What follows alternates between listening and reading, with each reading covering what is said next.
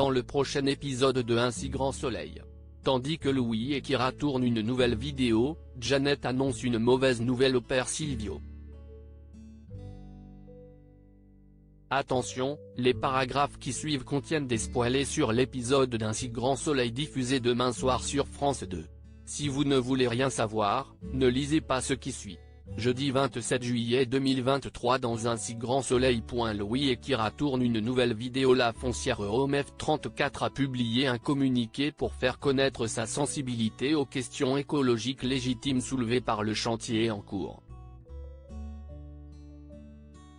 Ainsi, la foncière a décidé d'aménager un espace naturel au cœur du lotissement dans lequel la fauvette à lunettes pourra poursuivre sa nidation. Des propos qui agacent fortement Kyra, qui estime que la société essaie de faire passer la construction de ce lotissement pour une démarche écologique. Selon elle, c'est du greenwashing. Bien qu'ils reconnaissent que leur discours soit un peu démago, Florent rappelle à sa fille qu'ils sont dans leurs droits. Seulement, Kyra sait que son père cautionne ce qu'ils font car ce sont ses clients. De son côté, Margot est stressée à l'idée de croiser Claudine. Ludo tente bien de la rassurer mais sans succès. Ludo rejoint ensuite Noémie et Ronan à la ferme et autant dire que l'ambiance est électrique. En effet, Ronan se montre particulièrement provocateur à l'égard de ses amis pour avoir fait des compromis avec les promoteurs immobiliers. Rapidement, le ton monte entre Ludo et Ronan, obligeant Noémie à intervenir pour les séparer. Au cabinet BGL, Claudine demande à Margot de remplacer la standardiste qui est en arrêt maladie. Margot lui suggère alors de prendre une intérimaire mais Maître Becker rétorque qu'elle n'a pas le temps de parlementer avec elle. Une fois qu'elle lui a tendu le téléphone, Claudine rejoint François Lomière avec qui elle a rendez-vous. Ce dernier a avis de leur communiqué de presse et se réjouit que leur communication sur les réseaux sociaux fonctionne. D'ailleurs, le buzz autour de la vidéo est en train de se calmer. En parallèle, Kyra et Louis sont en boucle sur le communiqué de presse de OMF34. Face à la révolte de leurs amis, Thaïs et Robin les encouragent à faire une autre vidéo. En fin de journée, Margot confie à Cécile combien elle en veut à Ludo pour le communiqué de presse qu'il a refusé de faire pour l'association. Même si elle comprend les raisons qui l'ont poussée à dire non, la jeune femme vit aujourd'hui un enfer au cabinet à cause de lui. Pour leur part, Louis et Kyra se rendent sur le chantier où ils tournent une nouvelle vidéo.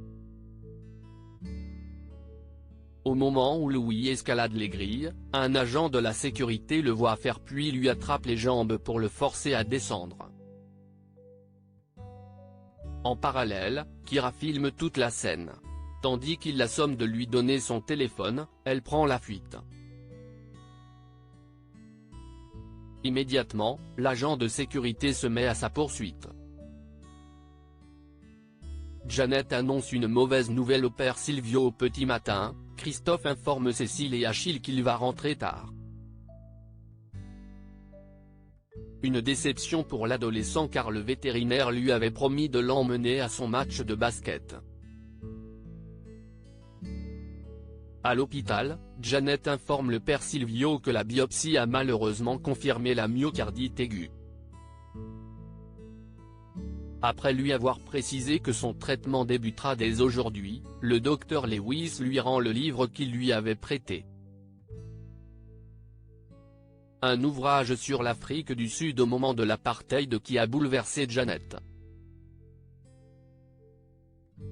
Comme elle espère un jour aller là-bas, le père Silvio propose un road trip à sa sortie de l'hôpital. Bien que ce soit tentant, Janet souligne qu'il va devoir se ménager un certain temps avant de parcourir l'Afrique du Sud en jeep. Désormais, le père Silvio a une bonne raison de se remettre sur pied. Plus tard, le père Silvio est en train de finir son déjeuner lorsqu'il se met à suffoquer. Yasmine, qui est présente, appelle immédiatement Laurine. Après avoir réussi à calmer sa crise de tachyarrhythmie, Laurine rejoint le docteur Lewis pour lui faire part de la situation. En l'auscultant au stéthoscope, la jeune femme a constaté un épanchement pleural. Elle a donc fait passer un écho-doppler en urgence au père Silvio. Malheureusement, les résultats ne sont pas bons. Le myocarde ne se contracte plus correctement et le père Silvio ne réagit plus aux stimuli électriques. Par la suite, Janet rejoint le père Silvio dans sa chambre puis lui indique qu'il va devoir subir une transplantation cardiaque. Un coup dur pour le prêtre qui appelle Christophe pour lui rapporter la mauvaise nouvelle. Profondément désolé pour lui, le vétérinaire tente malgré tout de le rassurer. Il raconte alors qu'il était tout aussi terrifié que lui lorsqu'il est passé par là. C'est pourquoi il l'encourage à garder espoir et à se battre.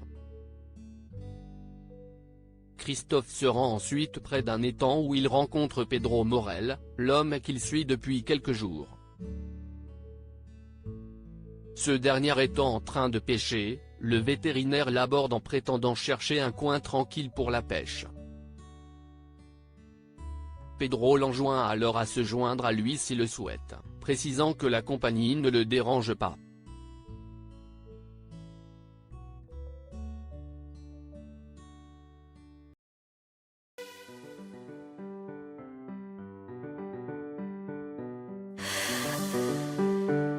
나